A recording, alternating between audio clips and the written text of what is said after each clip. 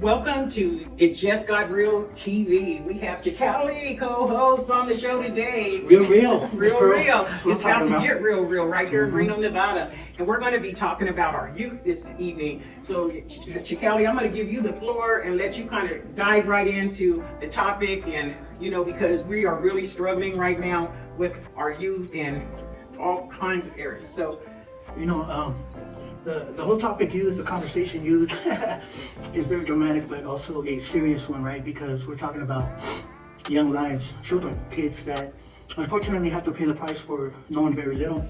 And we have to hold them accountable when no one's there teaching them. Unfortunately for us, kids are dying, our mothers are crying, and the ones that are getting the short end of the stick are children, but more so black and brown.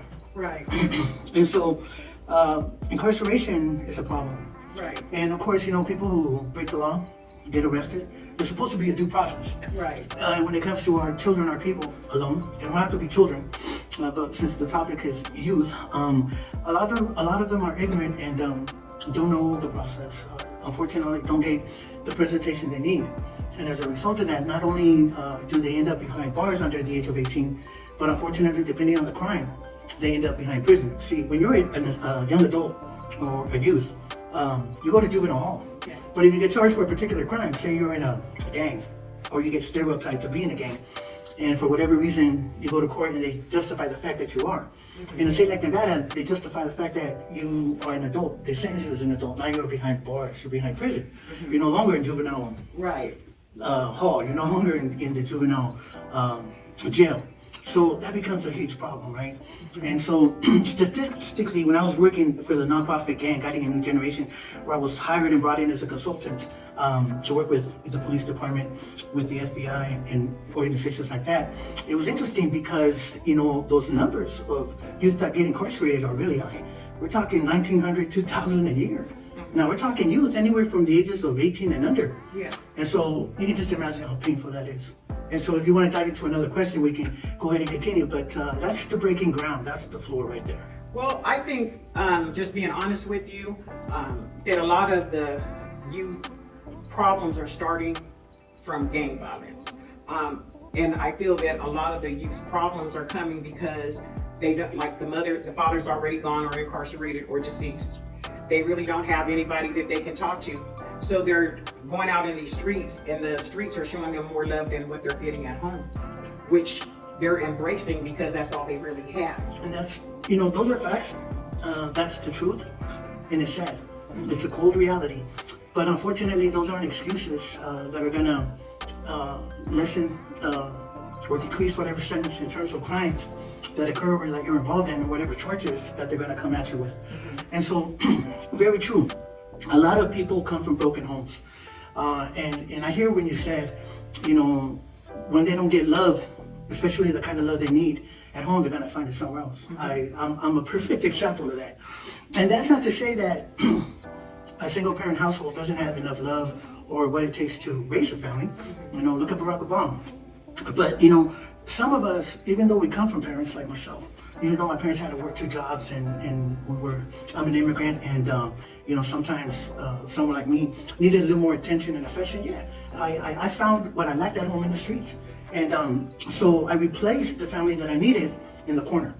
And as a result of that, I felt very uncomfortable. I felt like I belonged. I felt like all the gaps that I needed as a child growing up, where I needed to have an identity, were all of a sudden being filled. And so, yeah, certain children like that, and it's sad, right? But that's why it's also important for communities to, come together and care enough to build, programming, community programming, whether it's intervention, prevention. But that takes money, it takes time, it takes commitment. And if it's not like people like you and I, to come together and find resources and funds, because everything's money, it's very difficult to get those in power, whether they're political or business owners, especially if they can't relate, because they really don't care. Let's keep it real, to get anything like that going. Now, if we had something like that going, then you get a committee, then you get a people of volunteers who know the streets, who care about the problem, right? And now you're bringing in kids, you're attracting kids to something better. You may not reach all of them, but at least there's a window of opportunity to be able to say, hey, you don't have to be doing this. There's a better way. Okay, well, what's the way? Well, come check this out, or come follow me, or let me show you or introduce you to someone. And I think that when you're able to do that, now you have options. but those options don't exist, and when they do exist, sometimes it's difficult to maintain those programs available because of politics. Perfect example. In 1993, I boycotted, and we were on TV, asking for help because our kids were dying.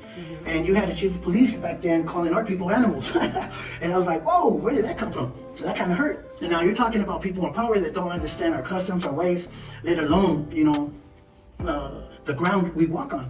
And so we wanted to make sure that we at least contributed somehow, but they would give us no room at the table. So how do we communicate?